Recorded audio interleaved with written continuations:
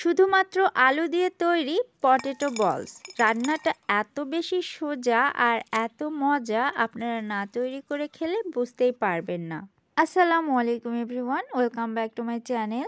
আজ আমি দুনিয়ার সবথেকে সহজ স্ন্যাক্স রেসিপি শেয়ার করব। আলুর তৈরি এই বলগুলো খেতে যে এতটা মজা, আপনারা আমার মুখের কথায় বিশ্বাসই করবেন না। এজন্য আপনাদেরকে তৈরি করে খেয়ে দেখতে হবে। চলুন তাহলে কথা না বাড়িয়ে চলে যাচ্ছি মূল রেসিপিতে। এখানে আমি ছোট বড় 5টি আলু খোসা ছাড়িয়ে নিয়েছি। এগুলোকে এখন আমি ঝুরি করে কেটে নিব। এগুলোকে ঝুরি করার সময় সরাসরি আমি পানিতে রাখবো, এজন্য একটি বাটিতে পানি দিয়ে এর উপর এই গ্রেটারটা বসিয়ে দিচ্ছি। আর গ্রেটারের যে পাশটা ছোট ছিদ্র আছে সে পাশ দিয়ে আমি এগুলোকে গ্রেট করে নিচ্ছি। আপনারা চাইলে বটি দিয়েও খুব কুচি করে কেটে নিতে পারেন। এই আলুগুলো যত মিহিভাবে কুচি করতে পারবেন তত সুন্দরভাবে বলগুলো তৈরি করে নেওয়া যাবে। তো দেখুন আমি এভাবে কুচি করে নিচ্ছি এই গ্রেটারের সাহায্যে। এভাবেই আমি সবগুলো আলু গ্রেট করে নিয়েছি। এখন এগুলোকে খুব ভালোভাবে ধুয়ে পানি ঝরিয়ে নিতে হবে। আমি হাতের সাহায্যে মুঠোবন্দি করে এভাবে চেপে চেপে পানিগুলো ঝরিয়ে নিয়েছি। আপনারা চাইলে স্ট্রেনারেও রেখে দিতে পারেন।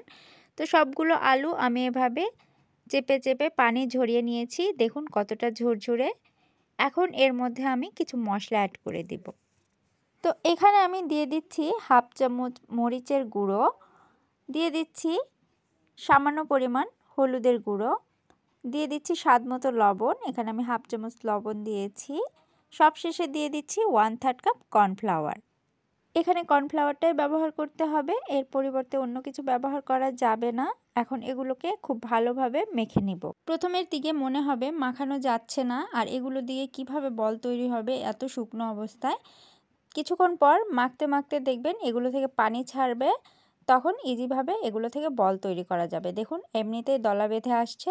এখন এখান থেকে আমি অল্প পরিমাণে নিয়ে ছোট ছোট বল তৈরি করে নিব। তো এভাবে চাপ দিলে দেখুন পানি বের হচ্ছে।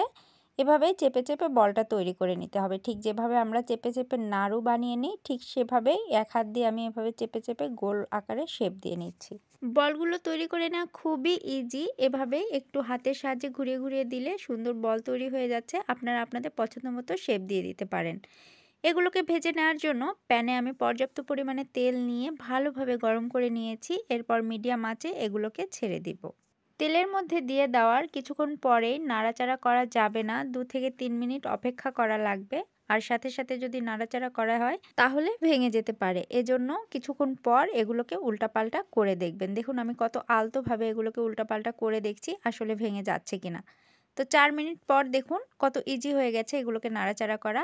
এখন অনবরত ঘুরিয়ে ঘুরিয়ে এভাবে নেড়েচেড়ে ভেজে নিতে হবে। এগুলো ভেজে নিতে আমার মোট সময় লেগেছে 6 মিনিট।